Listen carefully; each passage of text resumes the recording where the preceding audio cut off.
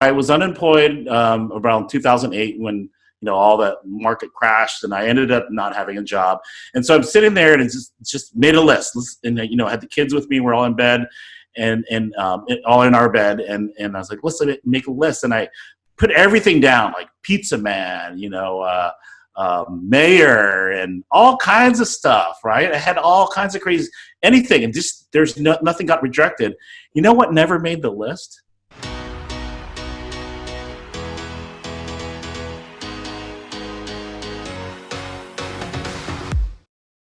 Everybody always says, "Oh, that's so great that you're following your dreams, that you're following your passion."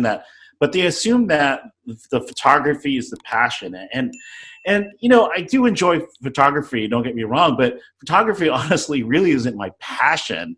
What my passion is my lifestyle, and I followed my lifestyle. I followed what my dreams was. Not photography. My dreams was a particular way I wanted to live. And that included being able to hang out with celebrities, be friends with celebrities.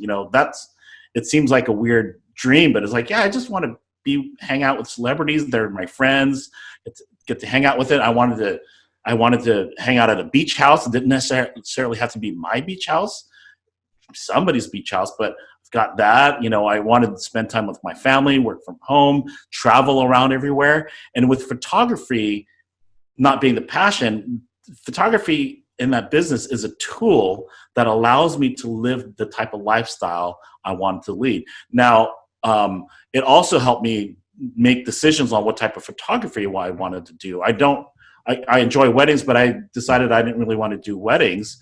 But events were, I always wanted to be an event planner. And so I love events. I love being around a lot of people. So that kind of helped me. I didn't really choose. I just sort of fell into it. So I developed this pattern, I suppose, or ideal of what my life needed to be or how I wanted it to be.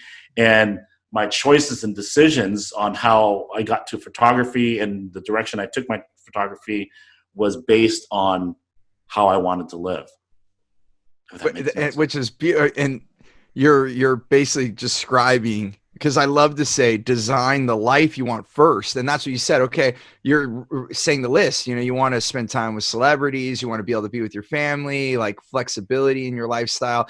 And then how did you sort this out? Did you say, okay, what are the things I like to do that would fit that category? Is that, or like, just take us through your mindset. It's kind of funny how that worked, because I actually made a list. So I was unemployed around 2008 when all that market crashed, and I ended up not having a job. And so I'm sitting there and just made a list, and had the kids with me. We're all in bed, and all in our bed, and I was like, let's make a list, and I put everything down, like Pizza Man, mayor, and all kinds of stuff. Right? I had all kinds of crazy anything, and just nothing got rejected. You know what never made the list? Photography. Yeah, it never made the list. But the funny thing is that I was already doing it. I was shooting for the ballet. I was shooting for the opera. And what had happened was, one of the other things, lifestyle, was like, I want to be the life of the party. I wanted to be, like, people see me and they have a great time. Everybody loves a photographer, especially at events. They want the picture taken. You get to meet everybody. So there was this event at the ballet. It was a Winter Wonderland ball, and it was kind of expensive. And I had 3 kids in ballet, and it's like, wow, with the 3 kids and me and the wife, that's a few $100 right there, and I can't afford that. So I approached the Parents Association. I was like, hey, can I hey, how about I do a trade? I take photos of the event. You let me and my family in, and they said that's fine.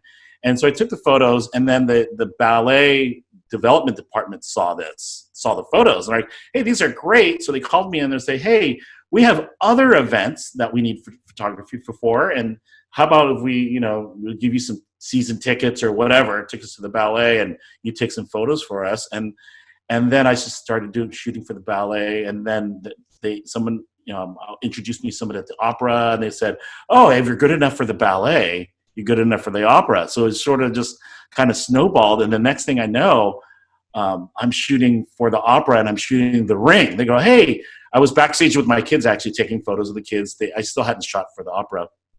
And then I was back there taking photos with my brand new used camera that I got from a guy from work. And like, hey, we heard you're back here with your camera. How about you come up to the front of the house and shoot the ring? And the ring is a 17-hour opera. This is the Super Bowl of opera. It's every 4 years. It runs for 3 different cycles. It's 4 days worth of opera for 17 hours. And they said, come in front of and shoot the ring. This will be your audition. And at this point, I never shot opera. I never shot anything like live theaters, with this. But I did take photos of my kids on stage at the school. And you have kids. Yeah. You know what it's like? Have you ever tried to take pictures of them on stage at school and what that experience is like? It's terrible. It's terrible, right?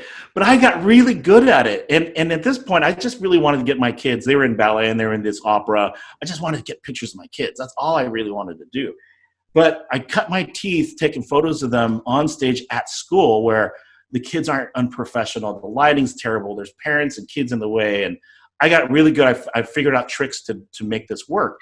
And so when I got to the opera and I'm out there in front, I got the entire orchestra section to myself. Nobody's in my way. Wow. All right. No photography except for that guy in the middle with all the chairs he's taken up. Okay. And then the lighting's amazing. These costumes and hair, they spend thousands and thousands of dollars for these. So it was an ideal situation. So I took the photos. It was a piece of cake, and they see him afterward. They go, these are lovely. We would love to, let you shoot our operas. And that's kind of how it started. And then it just snowballed from there. And so it wasn't intentional. My intention was to get pictures of my kids. I was doing what I loved, and my passion was taking pictures of my kids and supporting them. And then it turned into where I was actually getting paid to take pictures of my kids, which I think was, for me, was like a total scam. It feels like us. Yeah. It's funny. You're not the first person that said that. When I've interviewed other people that are doing what they absolutely, what it just feels so good to them that they feel like, how am I getting paid to do this? Exactly. Which is a beautiful thing to have, right? Because there you are. And I think when you're doing what you're meant to do, the universe conspires to give you the abundance around it. So there you are, just doing something that you were doing just purely for your own intentions and to have fun with it and absolutely like capturing your family, and then to have that result in something that's created a lifestyle for you for now over a decade, right? I mean, yeah, that's right. And it's nothing intentional that I had figured on doing, but there was a need there, and what happened is I took my skills and my passion, what excited me, I guess my passion.